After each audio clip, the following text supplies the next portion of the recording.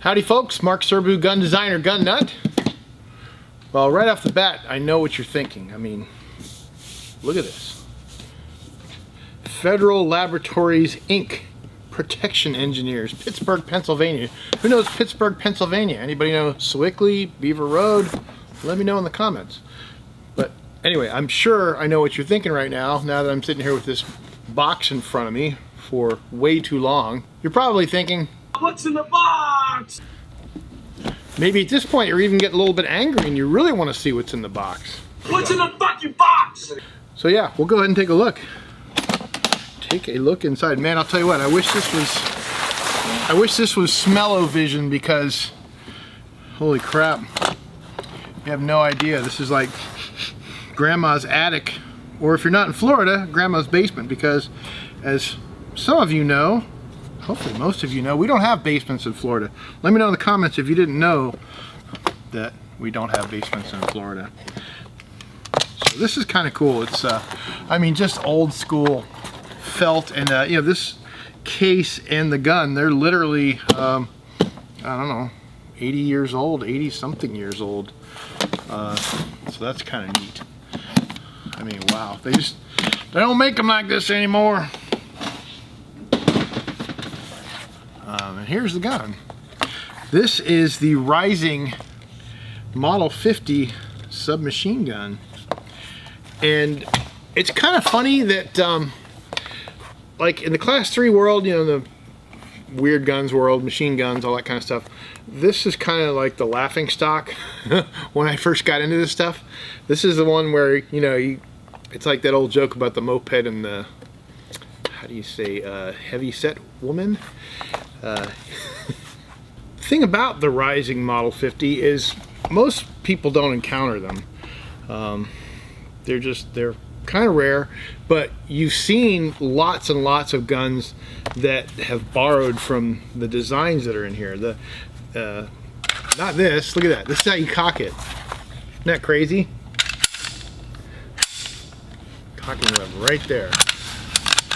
How fun is that? It's just very different. But a lot of the, like the little Savage 22 rifles that you see, they borrow heavily from what this came out with first, and I'll show you some of it if I can get this open.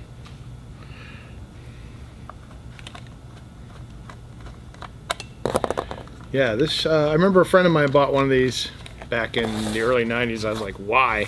Yeah, when I first got into business back in the 90s, these things were like, I think $500, $300 to $500, just insanely cheap. And now they're still pretty reasonable there, and I gotta be careful because YouTube will think I'm trying to sell guns. I'm just talking about prices, YouTube. I'm not trying to sell anything, and this is definitely not for sale, but I think they're worth about, I think about 10 to 12. Actually, I saw one the other day that was 9,000, so they're still very reasonable, especially considering it's a freaking antique. But look at that mechanism. That is just so crazy and cockamamie, but it works. Yeah, if you ever see those Savages, like I'm sure Royal Nunsuch better pipe up here and talk about it, because I know he used to mess around with those, converting them to full auto and stuff, and they always have these two pillars here and everything pivots on them. It's very strange, but this is the first time you see it. And look at that, we got a little bit of color case hardening there. That's kind of neat. But yeah, look at that, just weird. Like, what do all these weird things do? This is the selector. Yeah, so I guess if you have it on this is the safe position, so nothing happens here. This is semi-auto, so it'll, it's got a sliding hammer in there. You can't see it from there, but that's something that those little Savage 22s still use to this day, is that little sliding hammer. And I suppose when you put it on full auto, yeah, you got something that grabs onto the, yeah, this little hook gets grabbed, so every time the bolt comes forward, it sets it off. That's just weird, huh? But yeah, this is I don't know why it didn't really catch on. Supposedly they used them during World War II, like a lot of the home guard type people would guard railroad crossings and stuff like that using the Reising submachine gun. And I guess the reason it wasn't as popular as a Tommy gun, even though it's obviously considerably cheaper to make, I guess it's kind of big, but I think they had a side folder version too. And here I am speaking out of turn when I could just point to my buddy David Albert's book here that covers all this stuff. But anyway, interesting. You know, it's old school steel, no aluminum even, steel and wood and bluing. You know, not even parkerized. It's and, you know, this little muzzle device, is it necessary? I don't know, it makes it look cooler, right? Same with the finned barrels. Are you know, with a 20 round mag, and of course it's 45 ACP, so it's a man's caliber. But you're not going to get it hot enough to need the fins on the barrel for cooling. But again, it looks cool. So let's shoot it. Of course, luckily it's got a semi-auto position, so I don't get in trouble. One day, YouTube, I swear. One day.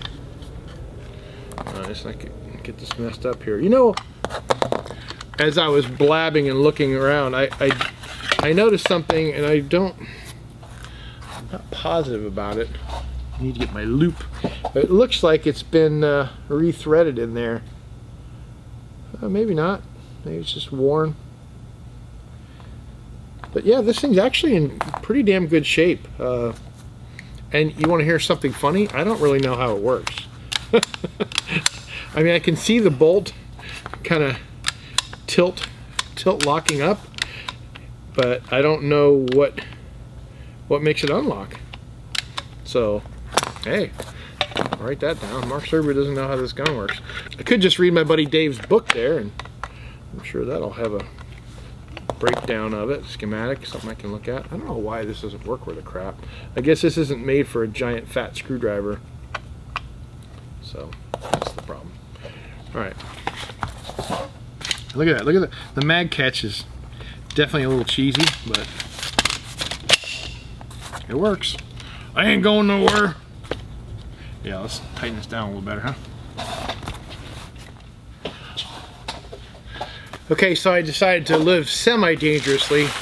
I took most of the ammo out of the magazine because, you know, just in case it decides to run away. I'm only going to shoot the wall, not the ceiling in here. I've only got 3 rounds in here, and I don't think it's going to run away. I'm not that worried about it, but, you know, better safe than sorry. So, here we go.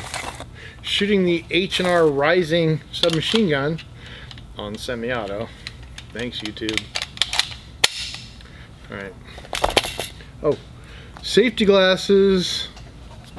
Hey, we have some around. What do you know? How rare is that? Ugh. Not the cleanest things in the world. Alright, here we go. Oh, I didn't do it quite right. There we go. Alright, you ready? Are you ready, folks? Fire in the hole. Ah. What'd I do? Crap. I think I didn't cock it enough. Alright, let's try that again. Now that mag catch is very annoying. Alright, try again. Fire in the hole.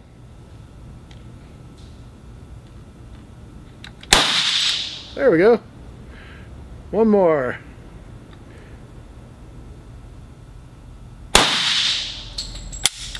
Huh. Trigger kind of sucks, but I don't know, it works. God, oh, don't you love the smell of 45? There's like, you know, people who don't shoot don't know this, especially some of you foreigners, but 22 smells fantastic. Shotguns smell fantastic. 45, great. But a lot of the stuff that I shoot all the time, like you know, 50 cal, 223, 762 by 39, that stuff, all that gunpowder just smells awful. This stuff is like, it's amazingly good. I know, that's really dumb. Again, I wish we had smell-o-vision for you. Huh, what else I got to say? Not much. Oh, I guess we'll take a few more looks inside. That's about it. One thing I wanted to touch on from the last video on the vigneron, it's I know it's got a G in there, but it's French, it's silent. So man, the most comments I got on this video, by the way, like the finned barrel motif we've got going on here, but the most comments I got, over 30 comments, were on my comment about this being the French version of the N word. Now, come on, especially for my French-speaking fans out there. Évidemment, je ne parle pas très bien le français, and even I know that that's not the N word. Come on, folks. I mean, I should get some kind of trolling award. I didn't even plan it. It just kind of, I don't know, just kind of hit me. But you know, it's funny. It is kind of an anagram of the N word, isn't it? But that's, you don't want to get too close to that because it makes people freak out. But anyway, that's it, folks. That's all I got for you. Thank you for watching my latest phoned-in effort here, and I hope you got something out of it. I mean, it is a very interesting gun, and it's definitely a piece of history. And I mean, it's cool. It's cool in its own way. And Eugene Reising was apparently a heck of a designer, and his stuff lives on today in Kmart and Walmart and all those cheap 22s you see out there. Thanks, folks. Appreciate you watching as always. Catch you next time. Eugene Reising. I guess Eugene was like the gun designer name way back when. Howdy, folks. Eugene Serbu here. Oh, look at that. He gave me a nice inscription. Can you read that? Well, I'll zoom in on it. There you go. Look at that. But very nice book that I've obviously not read yet. You'd think I would read it before I made a video about it.